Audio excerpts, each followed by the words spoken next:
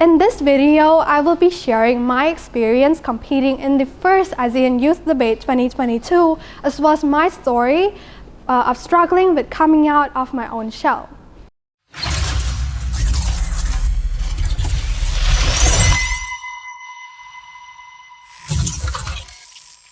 As someone who's always kept to herself all throughout high school and was never fond of attention, it was truly never in my 2022 cards that I would actually enter myself into an international debate competition. It may come as a surprise to some of you, but a lot of people would actually describe me as reserved, and some may even call me shy. And even I would proclaim myself as an introvert, so it's not like I don't know or reject my own nature, but I will tell you now, in spite of these weak qualities, there's really nothing much that can stop me from doing what I set my mind to, and that includes public speaking and debating.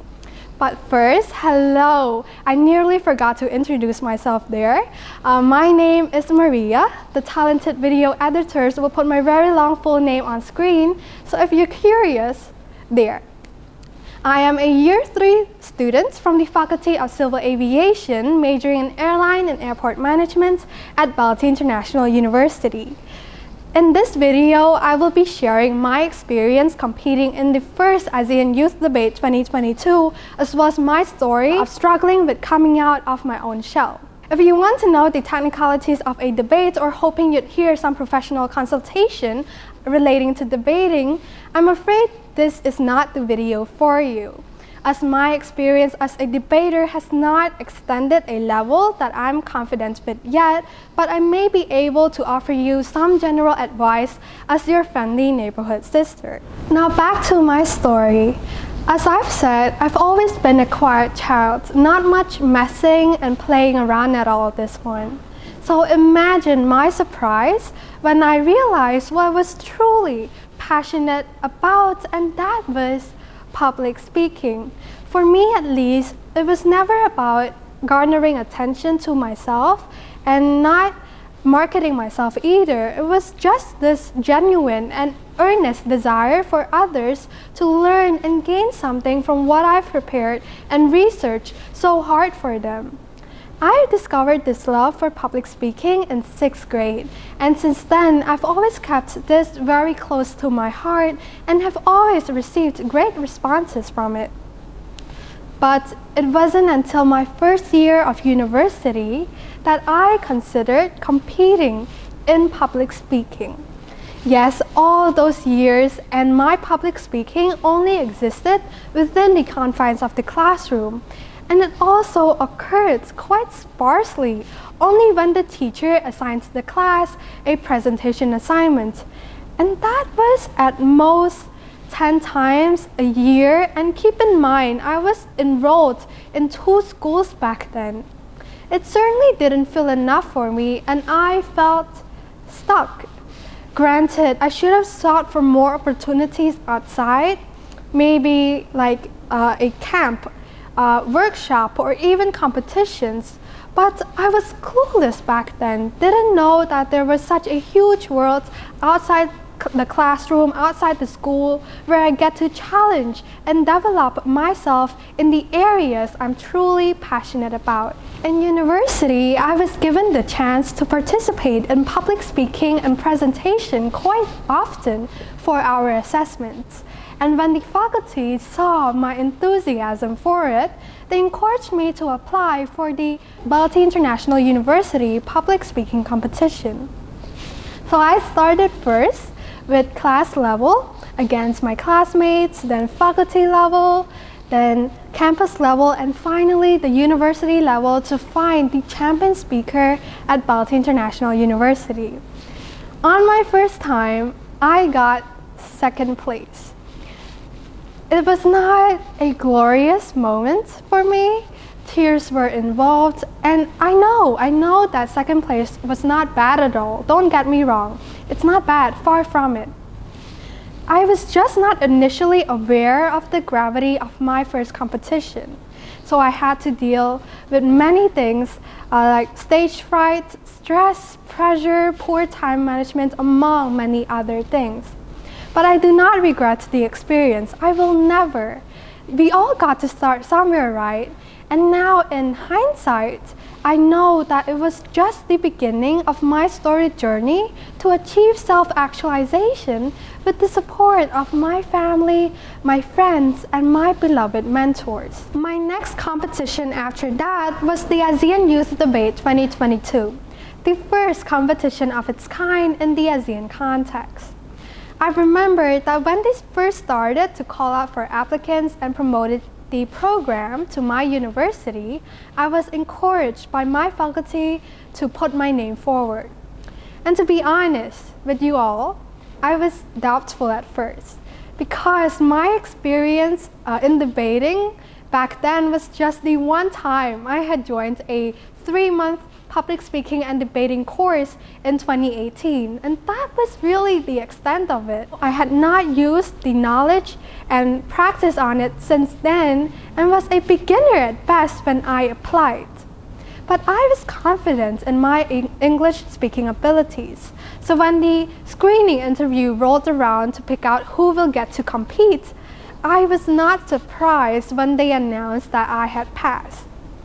But I will admit to everyone here and now that I would not have gotten to this point with my minimal experience if it was not for my precious and incredibly talented teammates. So a shout out to our charismatic leader, Usha, the hidden ace, Meng, the seasoned expert, Roat, and the always dependable Dole. I don't know what I'd do without you guys.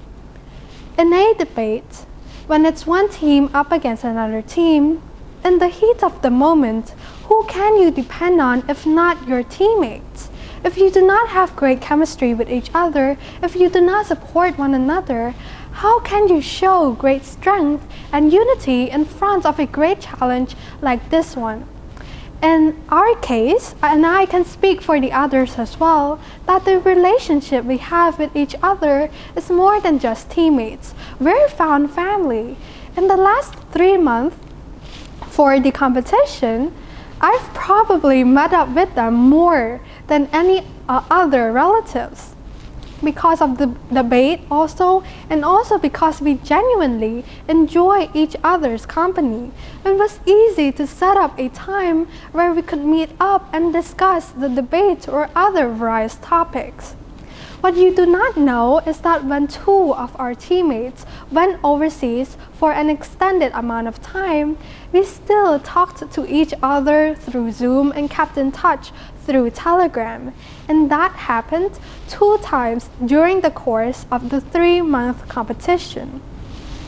The lesson here is great teamwork is at the heart of great achievement. But of course, you also have to individually practice intensively to prepare yourself and debate on stage. You have about 2 to 3 weeks for this competition to prepare for a new motion. For most of the rounds, it was 2 weeks, and for the grand final round, we had 3 weeks. When the team comes up with a stance, agrees on a stance for the new motion after deep research and consultation with our advisors and our coach, it's go time. It's time for everyone to retreat and focus on their individual parts. And after, it's just rehearsals and meetups one after another and continuous edits and improvements to make sure that we come up with a case that we consider as perfect and sound. These processes take a lengthy amount of time and considerable efforts and requires the total involvement of all team members and advisors. On stage, you have to make sure that the immense time and efforts that you and your teammates have put in the preparation period could be easily translated and clearly seen from your performance and collaboration with your teammates. Meaning you do not waver and stand strong all throughout the round, even under great questioning and extensive pressure. But to be honest, that was a particularly exhausting period for me because I have a full-time job as well as being a current full-time student. And the debate already takes up a huge chunk of my time and attention as it is, but not to mention that after 2 rounds, I had to participate in the 8th BELTEI International University public speaking contest, which I got first place for, so no regrets at all. And fortunately, I decided not to forego this competition in favor of the debate and decided to push through the 2 competitions until the end.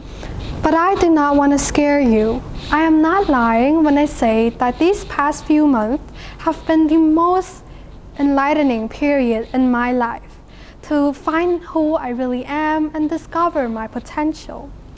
I have never been lacking in self-confidence before, but these competitions allowed me to see myself as who I really am, and that is a strong woman who does not back down from a challenge.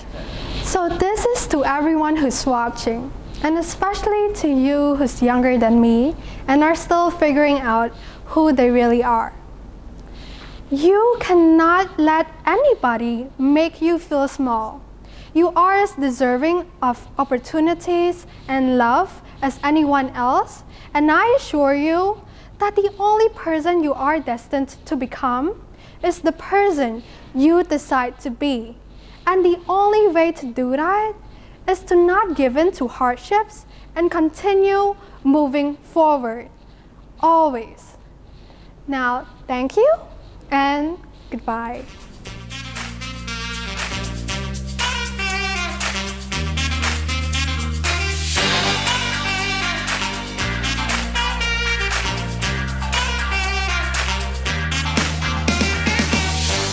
BELTEI International University, the future of global leaders.